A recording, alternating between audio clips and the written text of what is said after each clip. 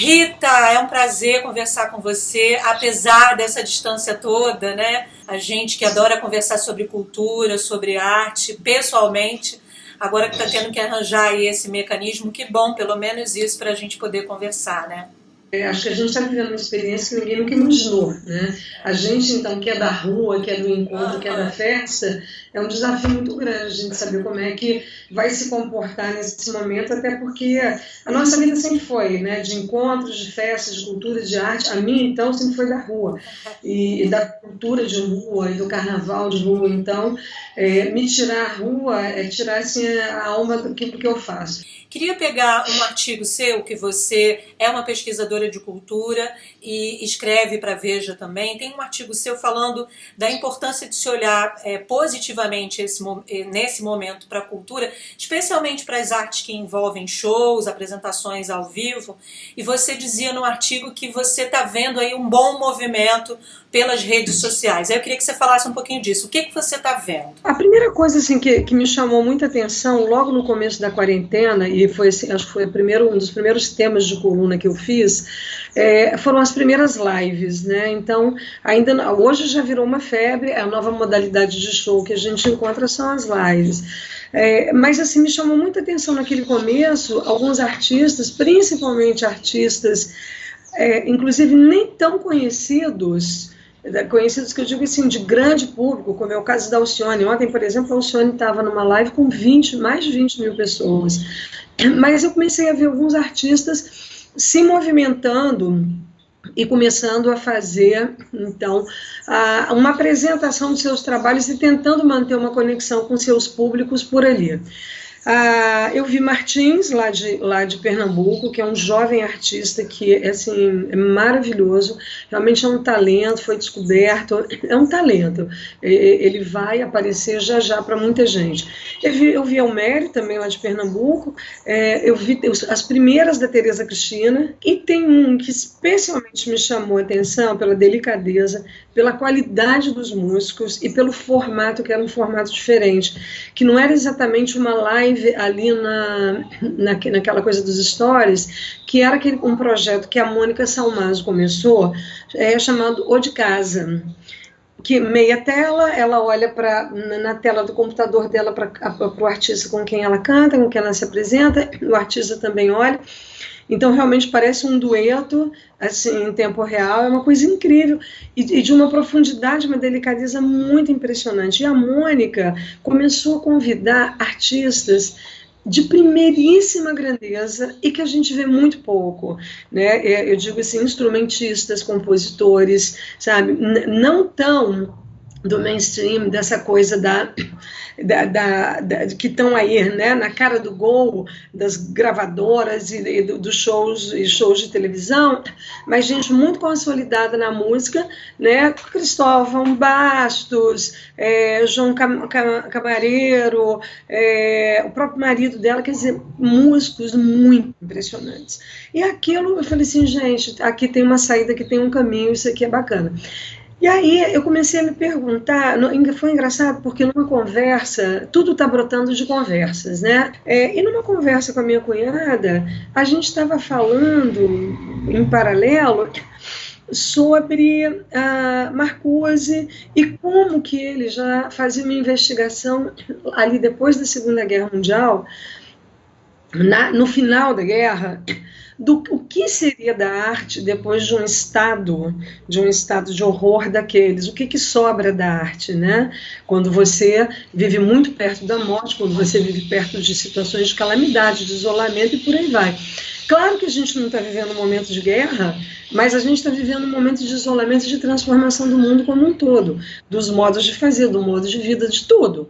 Né? E aí aquilo foi tudo juntando, sabe? Porque parece que aí a cabeça da gente fica a mil. E eu tive a ideia, então, e comecei a explorar um pouco e a investigar um pouco o que o pessoal da música estava fazendo e ia fazer. Acho que abrem novas possibilidades, muitas. Não acredito que as apresentações ao vivo, os shows, que eles vão acabar. Eu acho que vai demorar um tempo, né? Acho que vai demorar um tempo, porque eu acho que todo mundo está com muito medo dessa coisa de estar num lugar fechado, de estar num lugar com muita aglomeração. Enquanto a gente não tiver com essa história da pandemia acomodada, essas curvas de contágio e tal mais controladas e a gente com mais certeza, é claro que um show vai ser correr risco. Então, eu acho que o show, ele demora, mas ele volta. É igual o carnaval, né? O carnaval também. Todo mundo fala assim, o que vai ser do carnaval? Vai acabar o carnaval. Eu não acredito, o carnaval nunca acabou, né? Em nenhum momento da humanidade o carnaval deixou de existir. Ele pode ter um declínio, ele pode ter um esvaziamento, ele pode mudar e mudou de configuração inúmeras vezes na história, mas acabar ele não acaba. Ele vai se reinventando, ele vai mudando as formas. Eu acho que com os artistas é a mesma coisa. Agora, eu acho que o nosso olhar espectador, público, que consome arte, e aí seja museus, dança, qualquer tipo de arte, música, eu acho que a gente está experimentando coisas bem novas e redescobrindo atalhos que a gente, de repente, ao longo da vida, a gente vai deixando de lado, sabe? Pelo volume do corre-corre, pelo volume da vida, e que você vai parando de escutar, de ouvir, de ter um tempo da busca, da pesquisa, né, de se dispor a conhecer uma coisa muito nova também, né, eu tenho gostado de ver as coisas novas, sabe, eu tenho ido em busca de novidades. Agora, Rita, essa história de alguns músicos dizem que tem dois lados aí, é claro que todos estão sofrendo muito, né? Porque por não ter shows você não tem renda. E essa renda, nesse momento, seria muito óbvio, muito importante para todo mundo. Agora, tem alguns músicos dizendo, olha, tem um risco aí das lives e desse movimento todo nas redes, de haver aí uma adesão ao movimento que não é pago e que posteriormente isso poderia prejudicar a ida a shows, né? Porque aí tem uma acomodação do público, de ver em casa, assim como aconteceu com o cinema, de certa forma.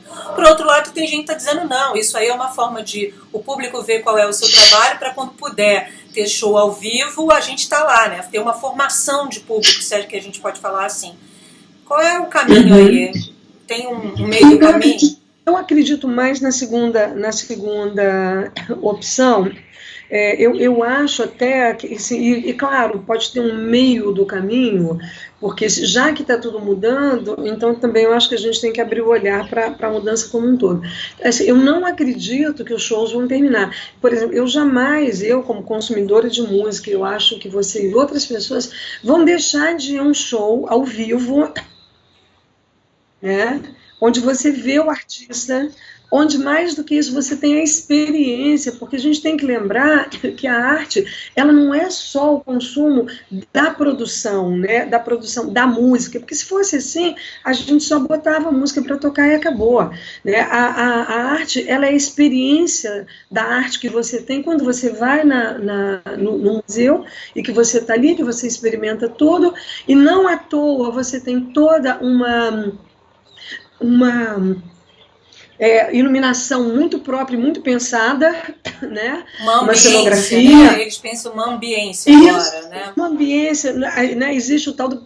Há alguns anos atrás é que eu fiquei sabendo que isso existia, um projeto expográfico, que é muito mais do que um projeto só, né? Como é que você apresenta, como é que você conduz de um ambiente para o outro, como é que você cria expectativa dentro de uma exposição. Então, como é que você abre mão, por exemplo, dessa experiência, e aí no show é a mesma coisa, né? Quando o Ney Matogrosso, por exemplo, ele começa um show cantando Eu Quero Botar Meu Bloco na Rua, e que tem toda uma cenografia, uma luz, uma indumentária, tudo, aquilo tudo me toca de uma forma, assim, enorme, e o público do lado, e a reação de quem está do meu lado, quem está comigo, aquilo faz parte da minha experiência do show. Eu não posso desconsiderar isso, entendeu? Então, eu não acredito que os shows e que os trabalhos presenciais, que eles tendem a acabar porque a gente está vivendo agora dessa coisa digital. Ao contrário, eu acho que o digital, as lives, os shows, essa coisa toda, vai fazer nova formação de plateia. Eu acho que os artistas que souberem aproveitar as redes, né, para um diálogo maior, para um diálogo bem verdadeiro, sabe, com o seu público, que é um pouco o que a Tereza está fazendo, né? Acho que assim que o sucesso da Tereza vai além da qualidade do show em si, porque ela canta sozinha, sem instrumento, ela arrisca ali um violão, né? Quer dizer, se você for considerar do ponto de vista da qualidade técnica do show, fica muito aquém do show que a gente vai ver no teatro, na casa de show.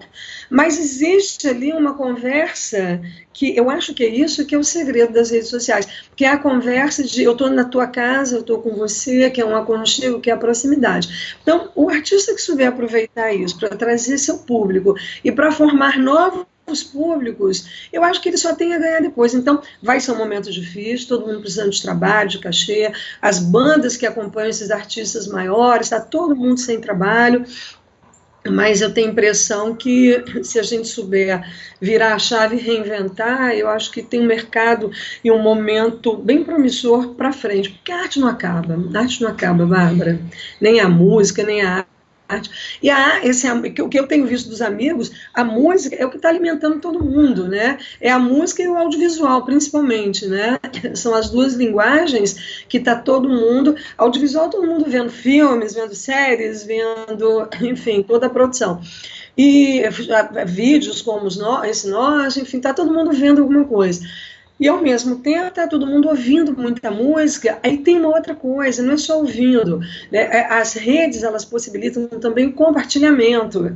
Então, não é mais só o boca a boca, eu te digo. Eu além de te dizer, eu mando para você o link, o álbum, o Spotify, né? Com aquela lista da pessoa, eu faço uma playlist, eu mando. Então, olha quantas possibilidades para a gente formar novas plateias, novos artistas, né? Eu acredito nisso. Eu concordo com você, eu não acredito nessa panaceia do vai acabar, mas acredito numa reinvenção, que é isso que você está dizendo, né? E por outro lado, você falou da Tereza Cristina, é uma experiência interessante, porque assim, é uma experiência com a Tereza, né?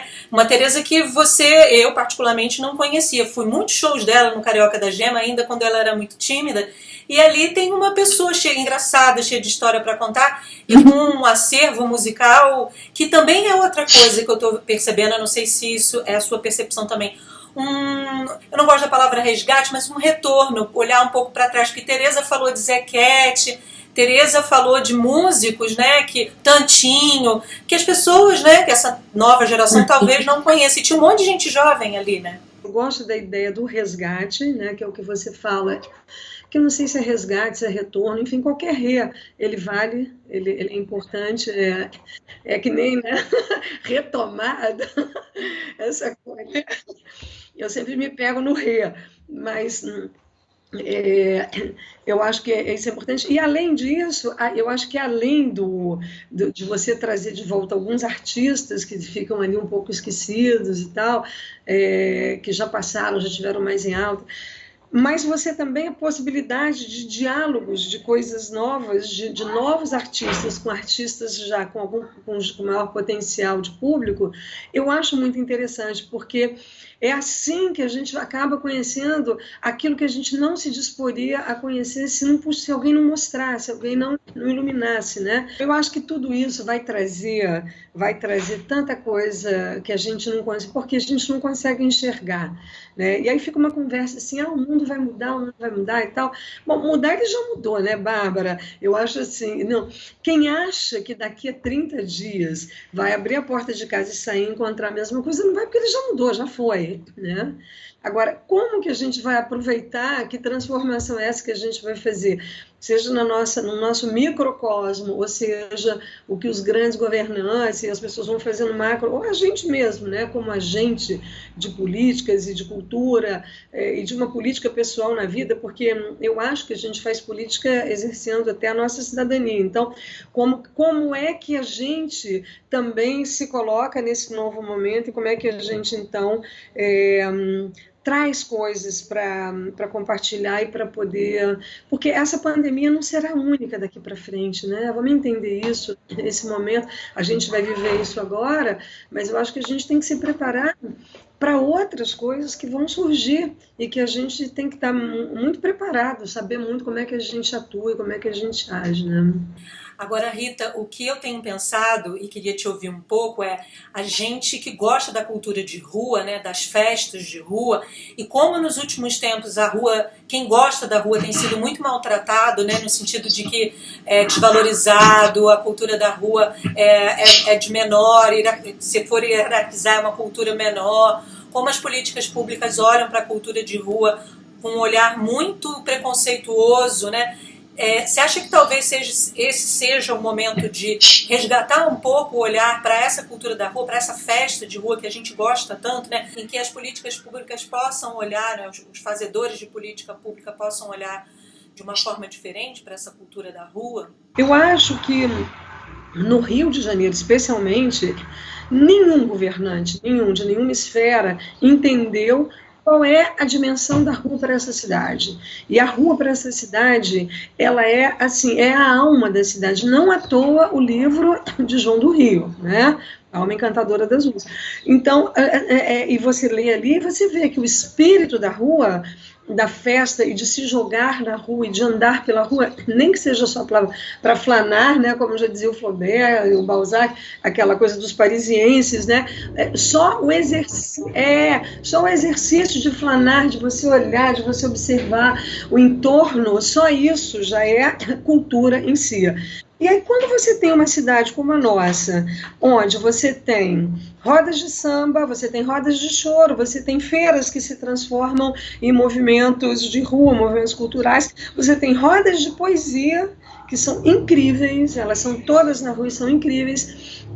Você tem a arte de rua, o grafite, o teatro de rua com a Miradade, todo o grupo está na rua e outros grupos, mas ele deu muito a cara desse teatro de rua, né?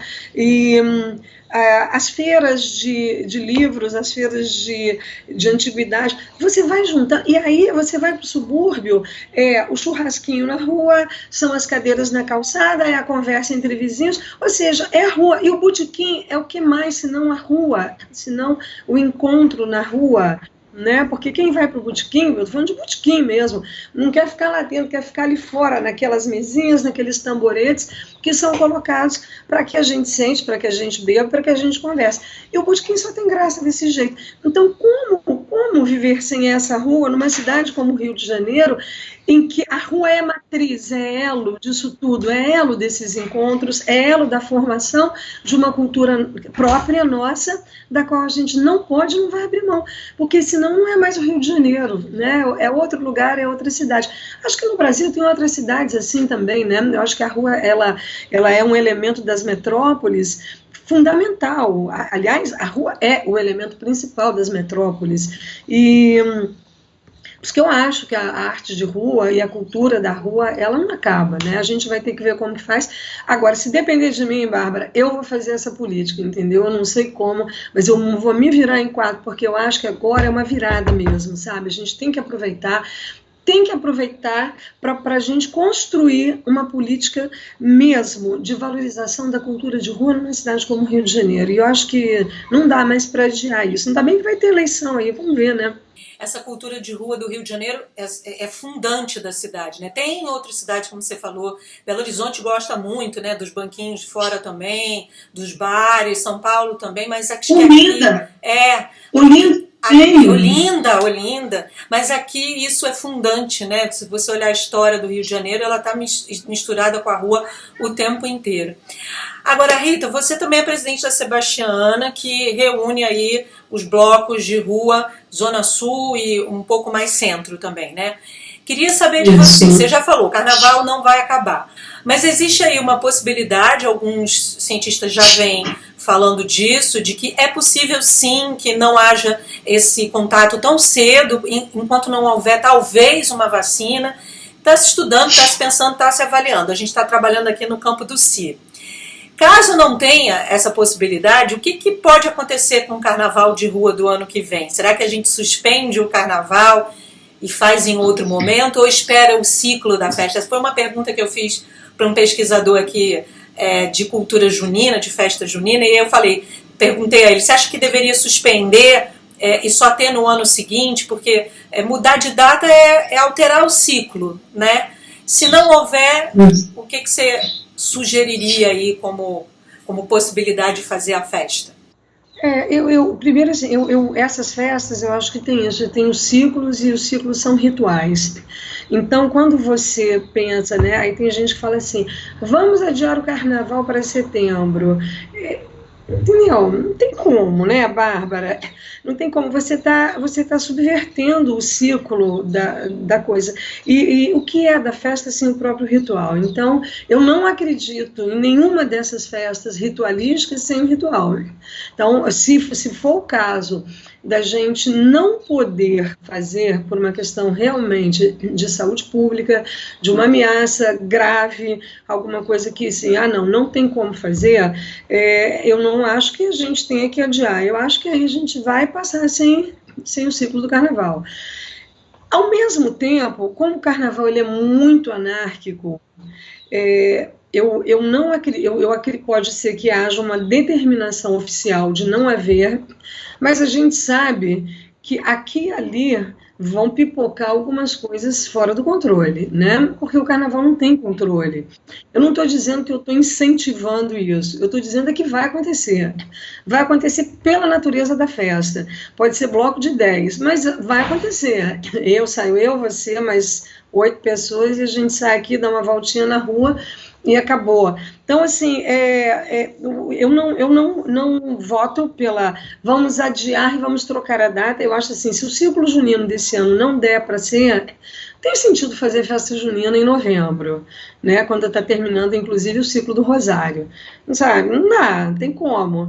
Né? A noite de São Pedro é a noite de São Pedro, a noite de Santo Antônio é a noite de Santo Antônio, e de São João é de São João. Então, né, e tudo isso tem um fundamento, tudo isso tem uma relação nas religiões, sejam elas quais forem, né, porque no caso das juninas, então, tem muitas relações, tanto nas matrizes africanas, quanto nas cristãs ligadas ao catolicismo e tal, porque encontra ali o mesmo paralelo. Então, assim, eu acho que talvez seja a gente inventar, ou seja a gente fazer releituras da festa, ou a gente fazer novas modalidades da festa, né? E não subverter a festa por um tempo em que ela não faça o menor sentido.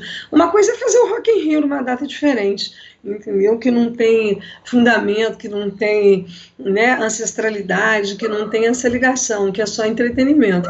Outra coisa é você pegar uma festa ritual e você querer transformar, e desculpa, o carnaval para mim era ritualístico, né? Há quem pense no carnaval como Rock in Rio, não é o meu caso, você sabe disso. Eu encaro o carnaval como uma festa ritualística com toda a pompa e circunstância que ela merece, e com todos os seus elementos sagrados, inclusive porque seja aqui no Rio, seja lá em Pernambuco, na Bahia, os elementos sagrados eles estão todos dentro dessa festa e a gente não vai abrir mão disso, né?